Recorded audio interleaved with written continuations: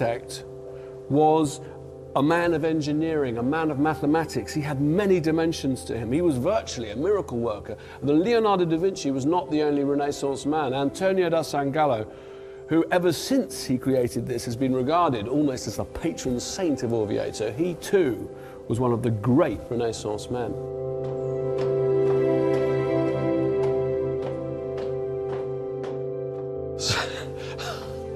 At the bottom of the well,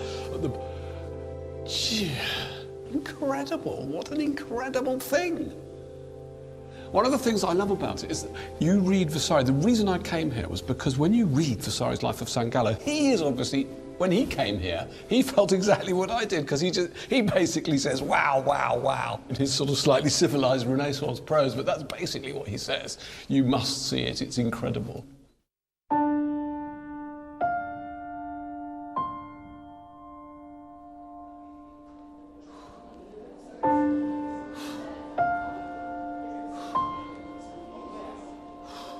Vasari illuminates all kinds of artists who've become neglected over the years, including one to whom time has been cruel in a different way.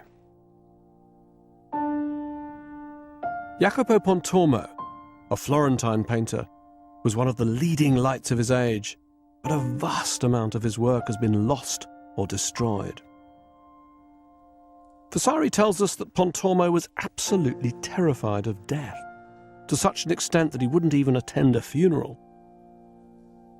And his two greatest surviving works give us a glimpse of his strange melancholy genius.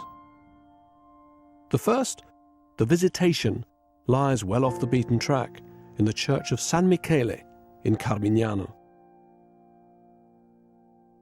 There's something hypnotizingly intense about the picture, the way in which it seems to freeze this moment of charged encounter between the Virgin Mary and Elizabeth, and there's this sense of intense solidarity, solemn, tragic foreknowledge that both of them, blessed with these divine pregnancies, both of them are the bearers, the vessels of these children who will lead difficult, painful, and sadly cut short lives. There's all that in the intensity of their embrace. But I love also the way in which Pontormo's actually made their heavy, pregnant bellies touch at the moment of greeting. And we know from the Gospel of St. Luke that at that moment, Elizabeth feels the baby leap in her womb, and she feels as though she's full of the Spirit of God. And the way in which Pontormo's painted her drapery, that acid green and that tremendous scintillating orange, it's almost as if he's created in the drapery a metaphor for that idea of the baby leaping in the womb. In fact, there's almost this sense of Jesus Christ and John the Baptist communicating through the flesh of their mothers.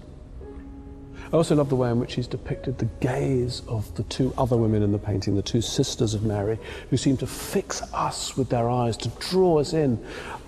And I think that's exactly what Pontormo does. He creates pictures that draw you in, and once you're there, they don't let you go.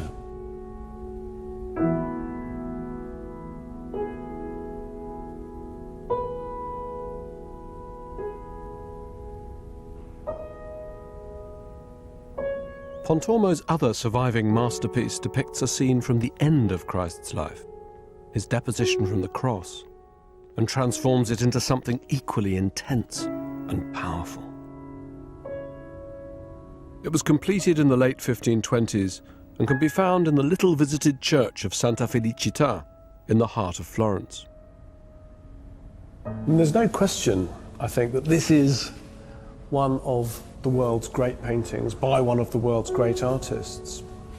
The colour's extraordinary, the intensity is extraordinary, the composition is extraordinary.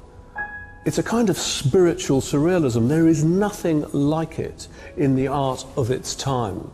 And Vasari gets to that, where he says that Pontormo is so strange that I can't understand him. But that's exactly what Pontormo is. He is an extraordinary artist. And Vasari's Life of Pontormo is also, for me, one of the most tragic, because it's absolutely full of descriptions of works that no longer exist. There's this great oeuvre of Pontormo. And really it's just come down to the beautiful Visitation and this painting. They're really the only two perfectly preserved great masterpieces to survive. So Vasari, he gives us the rest of the iceberg, and all we've got left to contemplate is the tip.